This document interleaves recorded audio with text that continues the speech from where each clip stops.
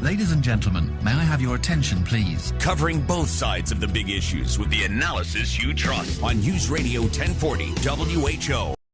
How would you like having an artificial intelligence boss? One company says it's really helping employees set their schedules, plan their workloads in advance. Here's the CEO and founder of Aleda, which is a technology consulting firm that's helping automate companies through AI. Matt Rosen's back on the Davison Family Dentistry Newsmaker line. Matt, welcome back to WHO Radio. Good morning. Hey, good morning. How are you doing? Thanks for having me on the show. Well, let's talk about the future where maybe I'll have an artificial intelligence boss. What would that boss have to offer me, Matt? I don't think artificial bosses are coming as fast as we think. I do think that everyone's going to be using some form of artificial intelligence to help them out. So I think you may have a boss that uses artificial intelligence maybe to send you reminders, help balance workload, across multiple employees, but having it where you're dealing with an AI all day long and never talking to a human, that's not a future I see ahead. I think that's the good news. I do think AI is going to start to play more and more role in each of our lives. And I think we need to think of AI as like a co-pilot or a co-worker or an assistant, really help us be more productive. Well, and Matt, you've brought that point up before where you say, look, a lot of jobs still need a human. And what's the value of that the human brings at the workplace that the artificial intelligence would never be able to do? Well, first of all, complex problem solving, showing empathy, listening. AI is pretty good if you ask it a question, giving you a decent response. But the physical world is nuanced. Right now, it only understands what you put in, and data is your differentiator. So, if you ask it, random questions, sometimes it'll get lost. Where, a human can kind of determine what makes sense and what doesn't. It can bridge the digital and physical worlds, and I think AIs are going to get better. And that, we might see one day where an AI, does kind of give you some of your tasks for the day or helps you solve problems.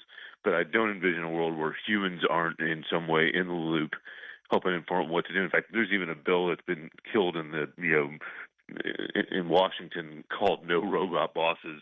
And it's more around, using biases around hiring and firing and that sort of thing. So I think you're going to probably see this even get regulated here in the next year or two, where we're probably not going to always answer to a robot overlord, but they may play a role in assigning the work that we do and providing feedback.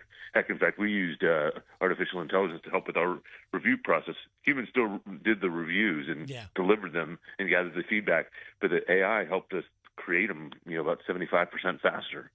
Matt Rosen on News Radio 1040 WHO. And Matt, I think the thing that I was most intrigued by this report was the ability of AI to help somebody manage their workload. That could really be something that could be developed in the future, don't you think? It really could. And, an AI is going to be fair. So if you've got, 100 workers and you've got your favorites as a person, robots really don't have favorites. It's ones and zeros for them. So I think in some ways, if you're talking about assigning work, you can be very fair and see who did what last and make sure the workloads are equivalent across people. Ultimately, if the AI is wrong, you would want a human to go to. But an AI doesn't have bias. If you show up late to work 5 times in a row and they work for you or not, we might get pretty upset with them. Well, the AI is probably not going to get upset. They're going to be like, well, this is the 5th time you were late.